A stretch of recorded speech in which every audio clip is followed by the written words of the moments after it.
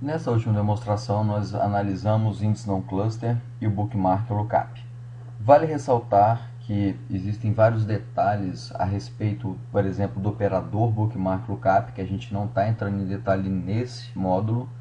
E se vocês quiserem saber mais a respeito sobre operadores, dê uma olhada no treinamento 1 de planos de execução do Fabiano Amorim, porque ele vai pegar e vai destrinchar o operador bookmark lookup e uma série de detalhes a respeito desse camaradinho.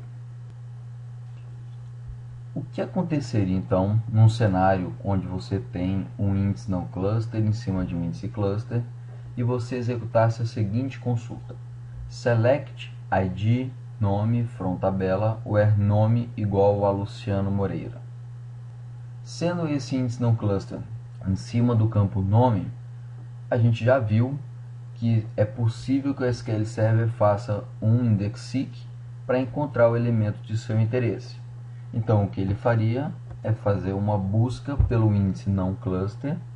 Agora, diferente das outras consultas que a gente viu até o momento, o que acontece na hora que o SQL Server chega no nível folha do índice não cluster?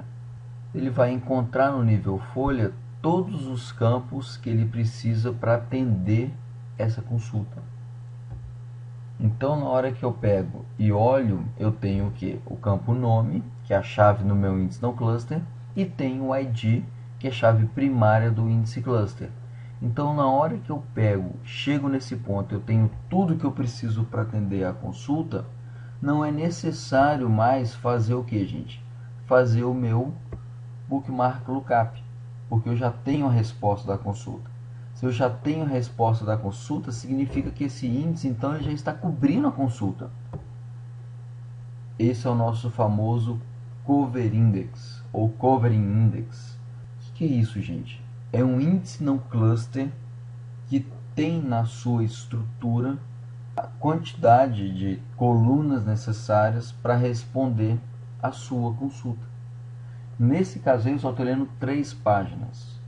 Gente, cover index é um dos mecanismos que a gente tem, uma das formas que a gente tem para otimizar as nossas consultas. Por quê? Porque se você faz muito bookmark lookup, você está lendo uma série de páginas e isso tem um custo alto no plano de execução.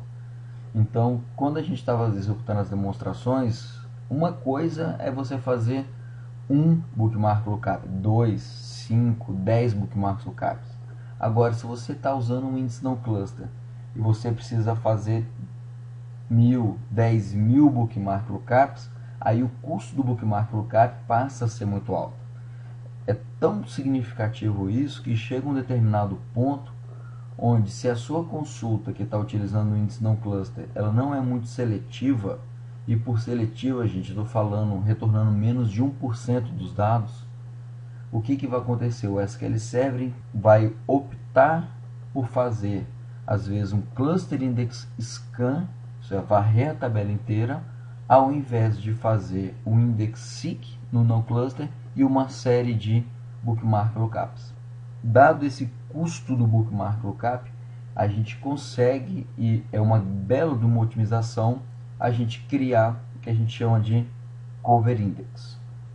Então, cover index nada mais é do que alguns índices não cluster que cobrem a consulta, e se ele possui dentro da sua estrutura tudo que é necessário para responder o que foi perguntado, dispensa o uso do bookmark lookup. É muito importante, é uma maneira muito efetiva da gente conseguir um bom desempenho. Por questões de cobertura, a ordem das colunas é irrelevante. O que eu estou falando aqui? Vamos supor que eu esteja procurando pelos campos, pelo campo nome, e eu queira retornar ID, nome, CPF e data de nascimento.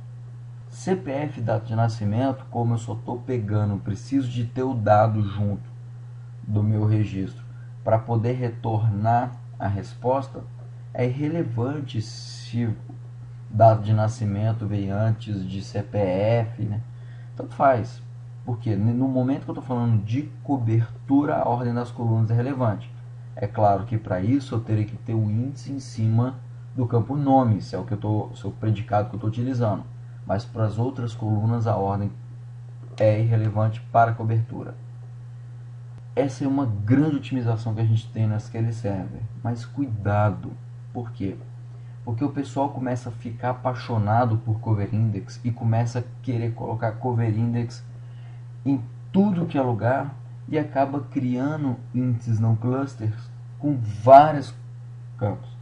E aí ele começa a criar índices não cluster gigante. Por quê? Porque na hora que você começa a criar índices não cluster de várias colunas, ou colocar ali dentro várias colunas, você está acabando por duplicar o dado que existe no seu índice cluster. Então, se você pegar simplesmente e colocar no índice no cluster todas as colunas, você está duplicando a tabela. E índice, gente, a gente vai falar mais sobre isso, você tem custo de manutenção, ele não é de graça. Na hora que você tem um índice e você insere um registro na tabela, é preciso que todos os índices no cluster sejam atualizados. Se você está excluindo um registro, é preciso excluir o registro dos índices no cluster. Então existe um custo de manutenção. A gente não pode negligenciar isso. A gente tem que encontrar esse balanço. E aí é comum a gente ver o pessoal ficar apaixonado por índice não cluster para fazer cover index, e a gente começa a ver o que? Sistemas que começam a ficar lentos na parte de inserção, alteração, exclusão de dados por conta de excesso de indexação. E aí, seguindo a nossa linha de tipos de índice, existe também, né, uma variação que a gente chama de índice composto. Gente, o que é um índice composto? É um índice que no momento que você está definindo o seu índice, a chave vai possuir mais de uma coluna. Então eu quero pegar e falar, por exemplo, olha, meu índice é em cima de nome e data de nascimento, ou é em cima de nome e CPF. Nesse momento, a sua chave é uma chave composta. É composta, mas como é que é feita a ordenação? A ordenação é sempre feita pela primeira coluna. Então, se eu criar um índice composto em nome e data de nascimento, o que vai acontecer? Eu vou ter toda a minha estrutura de árvore ordenada por nome, e quando eu tenho um empate no nome, isso é, quando eu tenho dois nomes iguais, aí sim o SQL Server vai ordenar pela data de nascimento. Cuidado, índice composto, ele é ordenado pelo primeiro campo, e quando existe empates, pelo segundo. Por que eu estou falando isso, gente? Porque algumas pessoas acreditam que isso é um erro até comum, que se você tem um índice em nome e CPF, se você pesquisar por CPF, aquele índice vai ser útil. Isso está errado. Por que em geral aquele índice não é útil?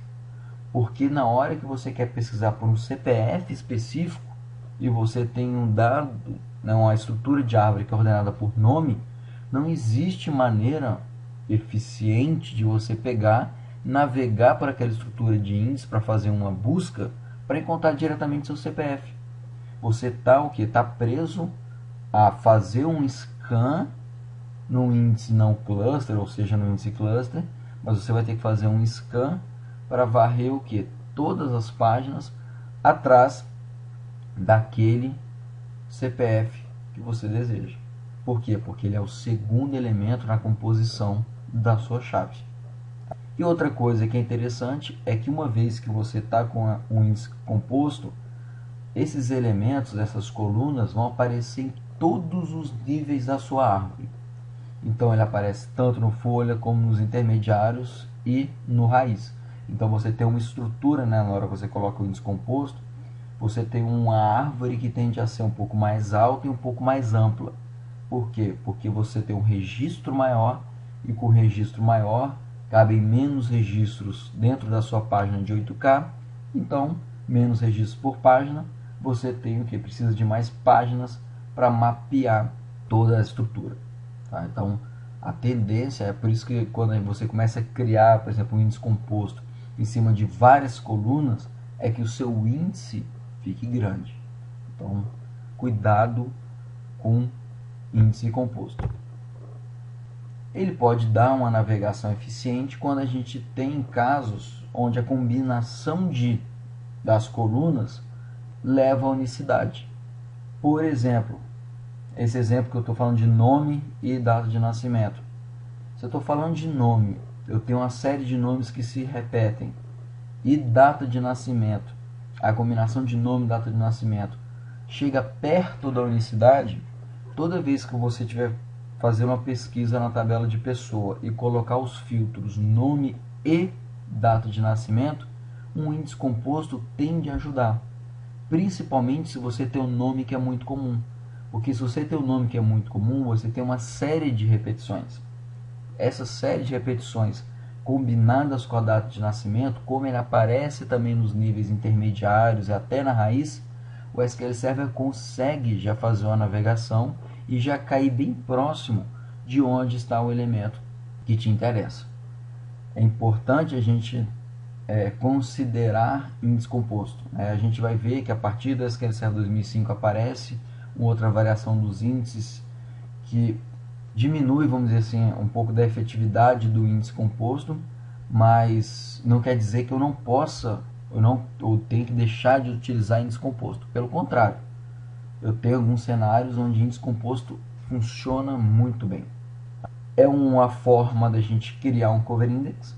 Então, como eu mencionei, se eu estivesse pesquisando por nome e estivesse retornando o campo ID, o campo nome e o campo CPF, uma forma de estar cobrindo a consulta é criar um índice não cluster em cima do nome, e esse índice, na verdade, é composto nome e CPF, porque aí eu teria no meu índice não cluster todos os dados que são necessários para cobrir a consulta.